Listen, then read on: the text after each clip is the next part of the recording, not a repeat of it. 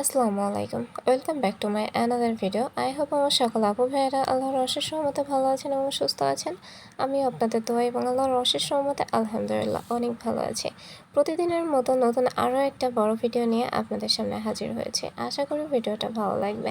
দৈনন্দিন যে রান্নাবান্না প্রতিদিনের যে রান্নাবান্নাটা থাকে সেটাই আমি চেষ্টা করি আপনাদের সাথে শেয়ার করার খুব স্বল্প পরিসরে। আজও আমি দুপুরের জন্য ভাত চাপিয়ে দিয়েছি ইন্ডাকশানে। রাইস কুকারে ইদানিং ভাত রান্না করতে আমার একটু কষ্টই হয়, কারণ রাইস কুকারে ভাত রান্না করলে অনেকটা ভাত নষ্ট হয়ে যায় নিচের লেগে। তো মাঝে মাঝে সময়ের কাছে না পেরে তখনই রাইস কুকারে দেই, আর যখন হাতে সময় থাকে তখন ইন্ডাকশানেই দেওয়ার চেষ্টা করি। আর এইদিকে গ্যাসের চুলাতে আজকে আমি শর্ট প্রসেসিংয়ে একটা রান্না করব। গতকালকে গরুর মাংস রান্না করছিলাম, সেটা তো গতকালকের ভিডিওতে আপনারা দেখেছিলেন। তো মানুষ যেহেতু আমরা 3 জন, রান্না প্রায় 1.5 কেজির মতো হয়েছিল, কিছুটা থেকে গেছে, সেটাই আজকে দুপুরে হয়ে যাবে। তার পাশাপাশি একটা সবজি রান্না করব ভাবলাম। তো ফ্রিজে ছোটো মাছ ছিল, ছোটো মাছগুলো দিয়েই কিছু একটা রান্না করব চিন্তা করছিলাম। তো দেখা যায় সচরাচর আমরা ছোটো মাছ আলু দিয়ে চচ্চড়ি করি বা পেঁয়াজ দিয়ে চচ্চড়ি করি। তো আজকে আমি একটু ভিন্ন রেসিপিতে ছোটো মাছের চচ্চড়িটা করছি, মানে মিষ্টি কুমড়া দিয়ে ছোটো মাছের চচ্চড়ি। প্রতিদিনের তালিকায় আমাদের সবজি একটা থাকা প্রয়োজন, কারণ সবজি কোনো বিকল্প নাই সুস্থ থাকতে হলে। তাই ভাবলাম, আর আলুতে প্রচুর পরিমাণে ফ্যাট, আমরা কম বেশি সবাই জানি। যতটা পরিমাণ আলুটা অ্যাভয়েড করা যায়, তারপরও আমার বাসাতে কিন্তু আলু প্রচুর পরিমাণে চলে। সবাই অনেক বেশি, বিশেষ করে আমার রহিমমনি অনেক বেশি আলু পছন্দ করে। যেহেতু ছোটো মাছের চচ্চড়িটাও খাবে না, এই জন্য আমি আলুটা অ্যাভয়েড করে আজকে মিষ্টি কুমড়া দিয়ে ছোটো মাছের চচ্চড়িটা করতেছি। এর আগে কিন্তু ছোটো মাছের চচ্চড়ি আমি করলা আলু দিয়ে করছি, আমড়া আলু দিয়ে করছি, নানাভাবেই ট্রাই করছি। ইভেন আমি বেগুনও ছোট ছোট করে কেটে দিয়ে ছোটো মাছের চচ্চড়ি করছি। আজকে ফার্স্ট টাইম আমি মিষ্টি কুমড়া দিয়ে এই চচ্চড়িটা করছি। তো চচ্চড়িটা সব কিছু ভালো মতো দিয়ে হাতে মাখিয়ে বসিয়ে দিয়েছি। আর এদিকে গাছে চলে আসছে কাঁচামরিচ নিতে। আসলে আমার কাঁচামরিচ শেষ হয়ে গেছে। আর এদিকে গাছে এত পরিমাণে কাঁচামরিচ ধরছে, বাজার থেকে আনার তো প্রশ্নই ওঠে না। তো যখন প্রয়োজন হয় তখনই গাছ থেকে উঠিয়ে নিয়েই রান্নাতে দেই।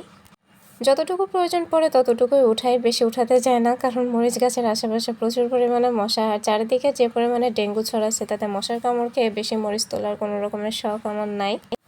মরিচ ফালি করে দিয়ে দিয়েছি। আর এইদিকে আমার কিন্তু বলকও এসে গেছে। যেহেতু ছোটো মাছ খুব বেশি একটা নাড়ানাড়ি করা যাবে না, সব কিছু হাতে মাখিয়েই আমি এমনি যে প্রসেসিংয়ে আমরা মাছ চচ্চড়ি করি সেই প্রসেসিংয়েই মাছ চচ্চড়িটা করে নিচ্ছি। আর এইদিকে কিছু থালা বাসন ছিল, সেগুলো তো রোজকারের মতো ধুয়ে নিচ্ছে। রান্না করতে গেলে থালা বাসন হবে, এটাই স্বাভাবিক। তবে এগুলো একদমই রেখে দেওয়া যাবে না, আমি তো একদমই দিই না, সেটা তো আমার সব ভিডিওতেই বলে থাকি। যখনকার কাজ তখন করে ফেলাই উত্তম। সব কিছু গোছগাছ করে কেটে কুটে যদি রান্না করতে আসা হয়, তাহলে দেখা যায় রান্না করতে করতেও এর ভিতরে অনেক কাজ করা যায়। আমিও চেষ্টা করি রান্নার মাঝে মাঝে অনেক কাজ করার। শুধু যে থালা বাসন ধোয়া এটা না, দেখা যায় মাঝে মাঝে ঘরেরও অনেক কাজ থাকে, ঘর গোছানো, এগুলো রান্নার আগে হয় না। তো রান্না চুলাতে বসিয়ে দিয়েই আমি ঘরের কাজগুলোও কমপ্লিট করে নেই। তবে এই কাজটা একটু সতর্কতার সাথে করা উচিত। আমরা অনেক সময় রান্নার চুলার উপরে রেখে ঘরের কাজে যাই, আর সেখানে যে আমরা এতটাই মন দিয়ে ফেলি যে চুলার উপরে যে রান্না আছে সেটাই ভুলে যায়। আমার সাথে এমন কয়েকবার হয়েছে, আর আশেপাশে অনেকবারই শুনেছি এরকম অনেক দুর্ঘটনা। একবার তো শুনছিলাম, তো চুলার উপরে তরকারি রেখে মা বাচ্চাকে দুধ খাওয়াতে গেছিলো, তো তারপরে সেও ঘুমাই গেছে বাচ্চার সাথে। আর এর ভিতরে সেই কড়াই বা তরকারি পুড়ে যে সিলিন্ডার ব্লাস্ট হয়ে মা মেয়ে দুইজনেই মারা যায়। তো এমন ঘটনা আসলে আমাদের কারোরই কাম্য না। তো সেক্ষেত্রে আমাদের একটু সতর্কতা অবলম্বন করা উচিত, বিশেষ করে রান্নাবান্নার ক্ষেত্রে।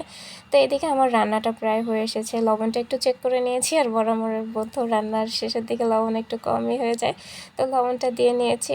তো আলহামদুলিল্লাহ আমার এই দুপুরের রান্নাবান্না, যেটা কমপ্লিট হয়ে গেছে। নতুন একটা রেসিপি ট্রাই করলাম। তবে আমি যেহেতু ভয়েসটা খাওয়ার পরে দিচ্ছি, রুহির আব্বুর রিয়াকশানটা ছিল মুখে খাবারটা দেওয়ার পরে বলছে না অনেক মজা হয়েছে, রিয়াকশানটা আমি দিয়ে দিলাম।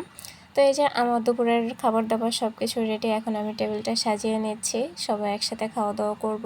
আর দুপুরের খাবার দাবারটা আমরা সবসময় একসাথেই করি। রুহির আব্বু অফিস থেকে আসে 3টার সময়, তারপরে একসাথে বসেই খাওয়া দাওয়াটা করা হয়।